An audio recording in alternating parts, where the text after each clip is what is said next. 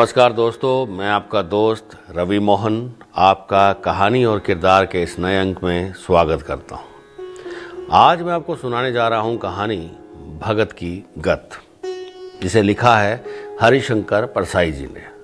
हरिशंकर परसाई जी मेरे बहुत ही पसंदीदा कहानीकार हैं।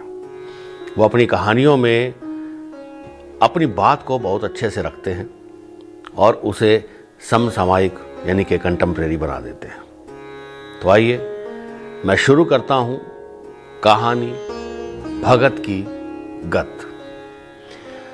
उस दिन जब भगत जी की मौत हुई थी तब हमने कहा था कि भगत जी स्वर्गवासी हो गए, पर अभी मुझे मालूम हुआ कि भगत जी स्वर्गवासी नहीं नरकवासी हुए हैं। मैं कहूं तो किसी को इस पर भरोसा नहीं होगा, पर यह सही है कि उन्हें नरक में डाल दिया गया है और उन पर ऐसे जघन्य पापों के आरोप लगाए गए हैं कि निकट भविष्य में उनके नरक से छूटने की कोई आशा नहीं है। अब हम उनकी आत्मा की शांति के लिए प्रार्थना करें तो भी कुछ नहीं होगा। बड़ी से बड़ी शोक सभा भी उन्हें नरक से नहीं निकाल सकती। सारा मोहल्ला अभी भी उन्हें याद करता है कि भगत जी मंदिर में आधी रात तक भजन करते थे। हर 2-3 दिनों में वे किसी समर्थ श्रद्धालु से मंदिर में लाउडस्पीकर लगवा लेते और उस पर अपनी मंडली समेत भजन करते थे। पर्व पर तो 24 घंटे लाउडस्पीकर पर अखंड कीर्तन होता। 1-2 बार मोहल्ले वालों ने इस अखंड कोलाहल का विरोध भी किया तो भगत जी ने भक्तों की भीड़ जमा कर ली और दंगा कराने पर उतारू हो गए।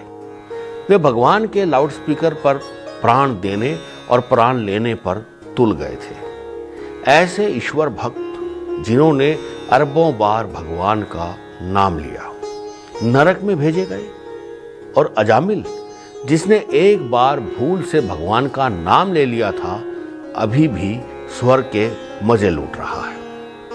अंधेर कहां नहीं है। भगत जी बड़े विश्वास से उस लोक में पहुंचे। बड़ी देर तक यहां वहां घूमकर देखते रहे। फिर एक फाटक पर पहुंचकर चौकीदार से पूछा, राम राम राम राम, स्वर्ग का प्रवेश द्वार यही है ना? चौकीदार ने कहा, हाँ यही है। वे आगे बढ़ने लगे तो चौकीदार ने रोका। प्रवेश पत्र यानी टिकट दिखाइए पहले। भगत जी को क्रोध आ गया। राम राम राम राम, मुझे भी टिकट लगेगा यहां? मैंने कभी टिकट लिया नहीं। सिनेमा में मैं बिना टिकट सिनेमा देखता था और रेल में भी बिना टिकट ही बैठता था। कोई मुझसे टिकट नहीं मांगता था। अब यहां स्वर्ग में टिकट मांगते हो? मुझे जानते हो? मैं भगत जी हूं। चौकीदार ने शांति से कहा, होंगे, पर मैं बिना टिकट के नहीं जाने दूंगा। आप पहले उस दफ्तर में जाइए, वहां आपके पाप पुण्य का हिसाब होगा और तब आपको टिकट मिलेगा। भगत जी उसे ठेल कर आगे बढ़ने लगे, तभी चौकीदार एकदम पहाड़ सरीखा हो गया और उसने उन्हें उठाकर दफ्तर की सीढ़ी पर खड़ा कर दिया। भगत जी दफ्तर में पहुंचे। वहां कोई बड़ा देवता फाइलें लिए बैठा था। भगत जी ने हाथ जोड़कर कहा, आहा, मैं पहचान गया, भगवान कार्तिकेय विराजे हैं। फाइल से सिर उठाकर उसने कहा, मैं कार्तिकेय नहीं हूं। छोटी चापलूसी मत करो। जीवन भर वहां तो कुकर्म करते रहे और यहां आकर कहते हैं नाम बताओ। भगत जी ने नाम बताया, धाम बताया। उस अधिकारी ने कहा, तुम्हारा मामला बड़ा पेचीदा है। हम अभी तक तय नहीं कर पाए कि तुम्हें स्वर्ग दे या नरक। तुम्हारा फैसला खुद भगवान करेंगे। भगत जी ने कहा, मेरा मामला बिल्कुल सीधा है। मैं 16 आने धार्मिक आदमी हूं। नियम से रोज भगवान का भजन करता हूं। कभी झूठ नहीं बोला और कभी चोरी नहीं की। मंदिर में इतनी स्त्रियां आती थी पर मैं सबको माता समझता था। मैंने कभी कोई पाप नहीं किया। मुझे तो आंख मूंद कर आप स्वर्ग भेज सकते हैं। अधिकारी ने कहा, भगत जी, आपका मामला उतना सीधा नहीं है जितना आप समझ रहे हैं। परमात्मा खुद उसमें दिलचस्पी ले रहे हैं। आपको मैं उनके सामने हाजिर किए देता हूं। एक चपरासी भगत जी को भगवान के दरबार में ले चला। भगत जी ने रास्ते में ही स्तुति शुरू कर दी। जब वे भगवान के सामने पहुंचे तो बड़े जोर जोर से भजन गाने लगे। हम भगतन के भगत हमारे, सुन अर्जुन प्रतिज्ञा मेरी, ये व्रत टैर ना टारे। भजन पूरा करके गद्यवाणी में बोले, आहा, जन्म जन्मांतर की मनोकामना आज पूरी हुई। प्रभु, अपूर्व रूप है आपका। जितनी फोटो आपकी संसार में चल रही हैं, उनमें से किसी से नहीं मिलता। भगवान स्तुति से बोर हो रहे थे। रुखाई से बोले, अच्छा, ठीक है, अब क्या चाहते हो सो बोलो। भगत जी ने निवेदन किया, भगवान, आपसे क्या छिपा है? आप तो सबकी मनोकामना जानते हैं। कहा है, राम झरोका बैठ के सबका मुजरा ले, जैसी जिसकी चाकरी ताको तैसा दे। प्रभु, मुझे स्वर्ग में कोई अच्छी सी जगह दिला दीजिए। प्रभु ने कहा, तुमने ऐसा क्या किया है जो तुम्हें स्वर्ग मिले? भगत जी को इस प्रश्न से बड़ी चोट लगी। जिसके लिए इतना किया वही पूछता है कि तुमने ऐसा क्या किया। भगवान पर क्रोध करने से क्या फायदा, ये सोचकर भगत जी गुस्सा पी गए। दीन भाव से बोले, मैं आपका रोज भजन करता रहा। भगवान ने पूछा, लेकिन लाउड स्पीकर क्यों लगाते थे? भगत जी ने सहज भाव से बोला, उधर सभी लाउड स्पीकर लगाते थे प्रभु। सिनेमा वाले, मिठाई वाले, काजल बेचने वाले सभी उसका उपयोग करते हैं, तो मैंने भी कर लिया। भगवान ने कहा, ये तो अपनी चीज का विज्ञापन करते हैं। तुम क्या मेरा विज्ञापन करते थे? मैं क्या कोई बिकाऊ माल हूं? भगत जी सन्न रह गए। सोचा, भगवान होकर कैसी बातें करते हैं। भगवान ने पूछा, मुझे तुम अंतर्यामी मानते हो ना?